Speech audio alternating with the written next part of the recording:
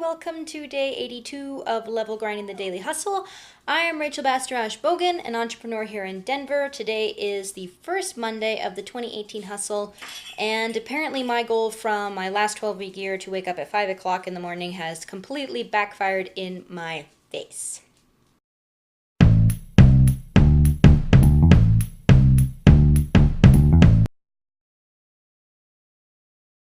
It's true. In my last 12-week year, I had a goal of waking up at 5 a.m. because I have a pretty dedicated morning routine that takes me a while to get through. It's what helps me get ready and get set for the day. And so when I do a shortened version of it, I feel really rushed. As a result, I go into the day feeling really rushed. But that's how I have been existing for the past week and a half. And despite my best efforts over the weekend to say I'm getting to bed early, that didn't happen. Saturday night, I was out late at a Harry Potter concert.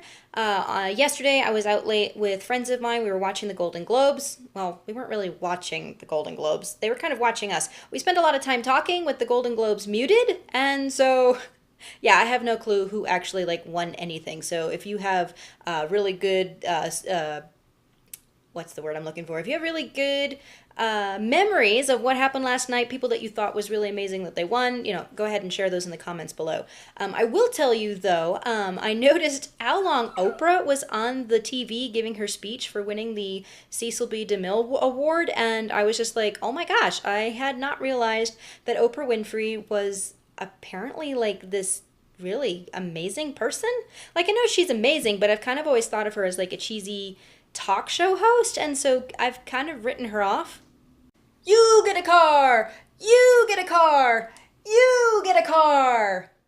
Yeah, that's kind of how I've always thought about Oprah, and I realized last night that, holy crap, I need to learn more about this person. So finding a biography about Oprah Winfrey is going on my to-do list and getting onto my reading list. If you have any suggestions of a book to read about Oprah, go ahead and leave it in the comments below. I'd really appreciate that, because I don't know where to start with this amazing woman. She built an empire, and as someone who kind of wants to build my own empire, I need to take a lesson from Oprah. So that is kind of my takeaway from the Golden Globes last night. But yeah, I slept late. Really, seriously, it's really bad. But today I'm going to get into the hustle and going to get strong. I've got a editing client that I need to do some work for today. It's just a quick fix, so it's not going to take really long. And I'm also going to show you how I score a week in my 12-week year. For those of you who have come over from Well Behaved Wallet and started subscribing because of my 12-week year video, I want to show you what it looks like to score a year and to score an individual week in a year and show you what my process is for that. So all that's coming and more. But first I need to take the dog out. I know, right? This commercial brought to you by Radar, the VP of all things cute and fuzzy at Renegade Digital Post. I hear you. Are you ready to go outside? Yeah, you ready to go outside? Let's go outside.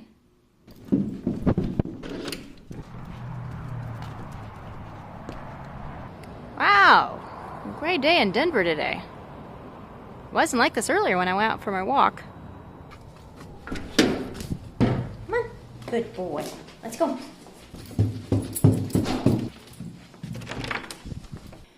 And we're back with the 12-week year scoring. Now you can see I have 0% here for right now because I've not scored anything.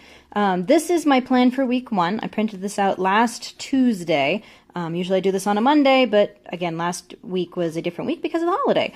So you also see that these are also 0% as well. So what I do is that I count up how many times I've crossed something off, either in goal 1 or in goal 2. What have I done to say, have I done any of these things that are here?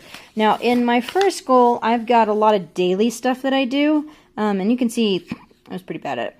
So if something is a goal that you do every single day of the week, basically what you're doing is dividing 100%, 100, because that's what's going to make 100% over here, by 7. Now that's roughly 14.28. That's 14.28. And that's actually a little bit off. If you do the math, it has a humongous long string of numbers. I'll show you right here. 100 divided by 7 equals, yeah, that big long number. So what I have done is that I have just taken it and just done that. Now if you actually do 14.28 and multiply it by 7, you actually get a score of 99.96. So it is a little bit inaccurate, but the point is really just to see how well are you doing. It's not about it's not about this. It's about how much are you completing your 12-week year. So the first thing that I do is calculate out how many times have I done a thing. So one of my exercises in the morning is bouncing on a small mini trampoline, and I like to do that for 20 minutes. I only did it 2 days a week. So 14.28 times 2 gives me a score of 28.56 completion rate. That's pretty dismal. That's less than 30% of a completion rate. So then I cross that out, 28.56, and I will do this for every single one of my goals. When I get done with this, I will go punch it into a Google spreadsheet, and I'll show you what that looks like once I'm finished with this. Before I went over to my spreadsheet in Google, I thought I would bring this up. If you have a tactic that you're only supposed to be doing 5 days a week, you would split that 100 up by 20%, and that will give you the actual accurate thing. If you do this by 14.28%, you're going to get inaccuracies, because remember, all of your tactics that you're doing, whether it's daily, whether it's 5 times a day, whether it's once a week, all need to equal 100. So for example, doing my artwork in my sketchbook for my sketchbook project, that counts as 100%. Because that's a weekly thing, once a week at least, if I do it once a week, it counts as 100%. If I do it twice a week, if I do it 3 times that week, it doesn't matter. It's still always 100%, because my goal is to do it at least once.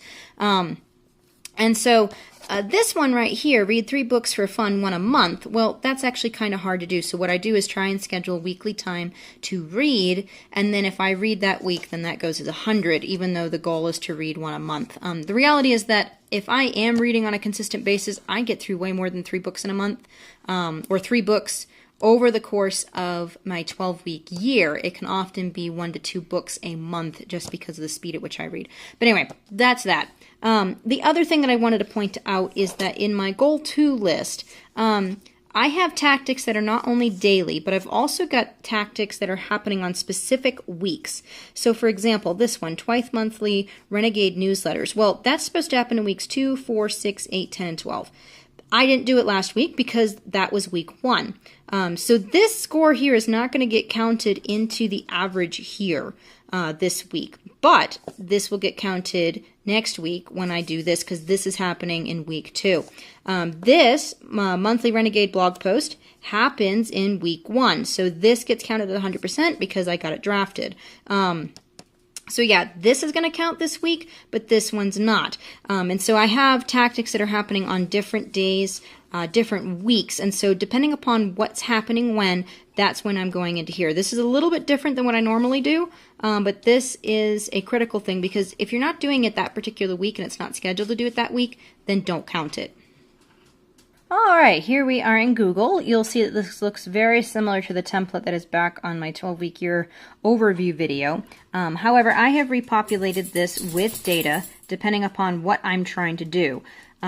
If you have populated out your 12-week year, this is going to look different for you, and that's totally fine. That's exactly what it's supposed to do. You're supposed to customize each of these goals according to what you want to do. So back here, I have my weekly plan template. This I also repopulate with the data from the overview. That way I can print this out very quickly. I change the number for which week I'm working in, and then I also make sure that it's duplicated over here so that then I can run the individual scores. And it's a little bit sometimes confusing as to which one you're working on because it's different, hence why marking out which week number you're in is critical. So for here, I'm now just going to punch in all of the data for, excuse me a second, for all the stuff that I marked down in my last clip, showing you what I was doing every single day. So I did this, oops, no, that's not incorrect. Read the wrong one. That is 28.56. This one is 14.28. Yes, I only did that once. I didn't even manage to drink 2 water bottles a day. You would be surprised how hard it is to eat lunch every single day sometimes. And for me, this is actually a really critical thing, is eating lunch every single day, because if I don't eat lunch, my blood sugar level drops and I get really, really grumpy. Something else that I'm not doing is actually putting an X for each day of the week that I did something on. This data does not matter when I'm doing this. What matters is this. the actual number. Because the paper sheet has all of that data as to when I did something, I don't worry about putting it in here because it's not relevant when I did it. The question is, how often did I did it? How often did I do it? Yeah, that's what it's supposed to be. So from here, I'm going to populate all this, and this data is supposed to be populating an average number up here. I wonder if I accidentally deleted that on my weekly plan sheet. No, okay. I must have accidentally deleted it when I printed this off. That does occasionally happen, so just pay attention to whether or not these things are punching together. Like, for example, this number should change when I punch in 60% for completing that. And it did. Ta-da! There we go. So, yeah. Yeah, just make sure that your numbers are actually, your functions that have your averaging are staying in the correct thing. I don't know why that deleted itself. All right, I have finished punching in all of my data into each of my goals for every single one of my tactics. I have reinserted my average function up here. There's a block behind here. You can see the individual goal. Goal 1, I had a 44.64 completion rate. Goal 2 was 86.67. This is actually really, really good. And because of the way that I'm counting what I did last week, Wonderwork had a goal of 100%. This might not be completely accurate, but I'm telling that I did one thing for it. That's enough. I at least got it started, so I'm counting that as 100%. Based on what I'm doing, this might just be like, do this twice a week, 3 times a week. I got to figure out like what I want to do. I think I'm actually going to tell my story of losing my job, of becoming technically homeless, my journey to Los Angeles, rediscovering my passion, becoming an entrepreneur. So I'm going to create this as a video, do this kind of like a mini documentary story. And this is now my goal for Wonderwork. So at the end of this 12-week year, hopefully you guys will see a video telling about my story and letting that be the springboard to which I tell other people's stories. But when I average this out, this is actually going to tell me what my completion rate for this year was. This week in my 12-week year, and it is, drumroll please. Wow, 77.10%. That is really high. That is amazing. Honestly, it probably has something to do with the fact that this is 100%. But I will take it. That is a really fantastic start to 2018. And even though like my personal self-care goal was kind of crummy in terms of how I actually completed it. My overall goal, that is really, really nice. That is really great. It says that I'm making progress towards the things that I want to do. And that's ultimately the point of the 12-week year, is letting you have a feedback system to see how consistent you are in completing goals, in going where you want to go. If you've been watching this show for a while, you see how well I've been doing every single week in terms of completing my 12-week year and what my actual completion scores look like. And you probably have noted that it's really hard to crack a percentage above 60%. Now, if you have a completion rate of over 80% in a particular goal, there is a high likelihood that you will achieve it by the end of your 12-week year. That's kind of a statistical analysis of like how much consistency do you need to see in order to meet your goal. And so I have a really hard time cracking 60%. I know this week has been 77.10%, so this is a really good week. And I had a comment on my 12-week year video just a couple days ago from a person asking if achieving a 60% goal is so difficult. Is it actually a more better idea to make smaller goals that you might actually complete and get that 100% score in? And so I basically answered and said, you know, if I'm going to have a 60% completion rate as an average on my 12-week year, I would much rather set bigger goals and get 60% of a big goal than set smaller goals and only get 60% of a smaller goal.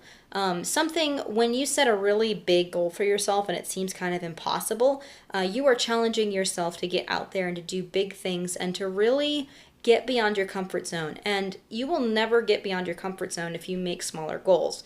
When I was at Creative Mornings and shared a talk there just back in December, I used the analogy of the diagram that we see on social media. It says, there's a little dot right here and it represents you, and then there's a circle around it that says your comfort zone.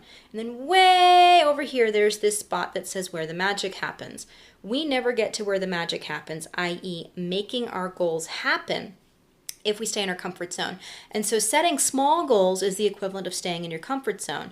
because you want to have that high completion rate, it feels like that would be much more achievable. But human beings have this really bad habit of when we set a big goal and we're not making it there, we adjust the goal so it's smaller in an attempt to make it more achievable. And all we do is short circuit our possibility to actually push beyond what we think is possible and go achieve the goal in the first place.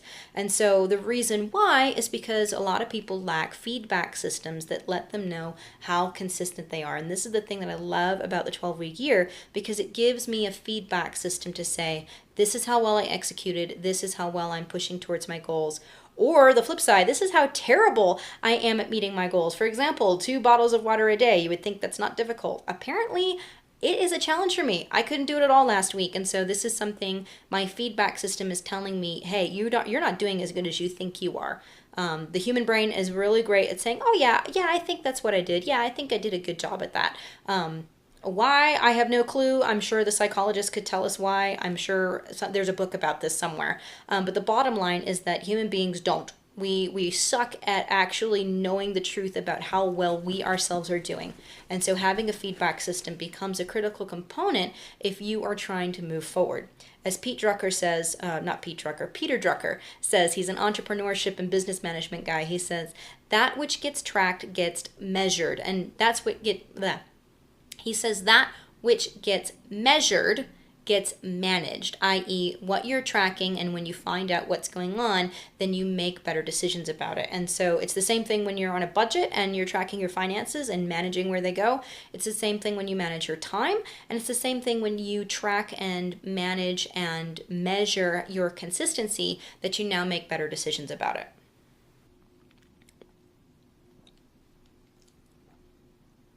Oh, good grief. So after I got done filming all of that stuff about doing the 12-week year and scoring a week, I jumped right into work, and it's now 3 o'clock. And yeah, totally just blitzing through the day. I got a video editing project finished. It was a really quick edit, so that's done and off to my client. I'm in the middle of emailing my 5 leads for today. And then the other thing that I want to get onto is drafting content for Renegade's newsletter. That's something that's on this week for the 2nd week. And that really just trying to clear the runway so that tomorrow I can focus on some of my other clients, the archive project that I do and the regular marketing project that I do for another company. So to get those things done, Wednesday is going to be a day full of meetings. I've got a Skype in the morning. I've got a walkthrough for the venue for Creative Mornings January later in the afternoon. Then I have another meeting with a potential client. So trying to make sure that I get all of the little details done today so that both tomorrow and Wednesday can be really great work days and really good days to connect with people, and I don't have to worry about doing all that little detail work. Yeah, so that's kind of what I've been up to right now. Again, the unglamorous side of hustling, just the reaching out to folks. Got to type a lot of emails. Oh, good grief, guys. I promise I have not been working this long. It is just now the time when I finally remembered to actually update you as to what's been going on. So, this is what my Monday looked like. I got a editing project fixed.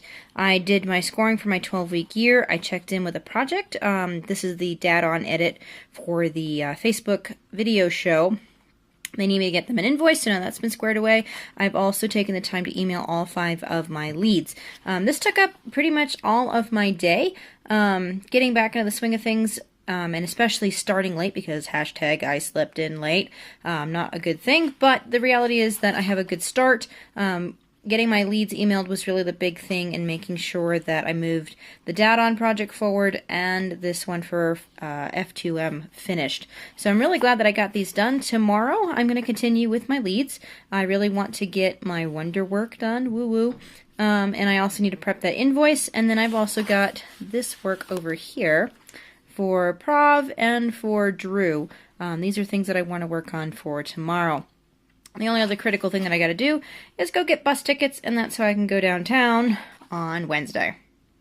So now that it's really late, I'm going to call this the end of today. I'm sorry that you guys didn't get to see a whole lot. Honestly, when I'm in the zone and emailing and writing stuff out and just trying to get through that stuff, sometimes it's a challenge to remember to actually grab my camera. And you'd think after doing this for so long, after, what is it now, 82 days, it would be kind of a reminder to me, like it's second nature. But some days I'm out of it, and today was obviously one of them. But I'm really happy with how I have completed out my Monday. last week was a phenomenal week. You all saw my really big score in my 12-week year for week 1, so I'm really excited about that. I hope that the actual process of scoring out a week was helpful, especially for all of you who are new subscribers. And so, yeah, if you found that beneficial, go ahead and leave me a comment. If you guys have started your own 12-week year starting last week and you have gone through the first experience of scoring your week, also tell me, how did you guys do? I like knowing how people are implementing and using this system and whether or not they're actually finding the success. So I'd love to hear your stories of how you are using the 12-week year and what progress you have seen as you have started using them this year. So, this is the end of the video. I will see you all tomorrow. If you like it, give me a thumbs up. And if you haven't yet subscribed, go ahead and subscribe. I would really love to have you guys on board. I appreciate every single one of you who watches all the way to the end. I love all of your comments and your questions, and especially as you guys have been finding me on my other social networks such as Twitter and Instagram. And for those of you who haven't yet, you can find me on those networks. On everything, I am Rachel Finder. I feel really bad for the poor girl whose name is actually Rachel Finder because I have her, like, moniker everywhere. So, yeah, you can find me there on Twitter, Instagram, Tumblr, Rachel Finder, pretty much everywhere. Facebook, too. So, I'll see you all tomorrow. Ciao.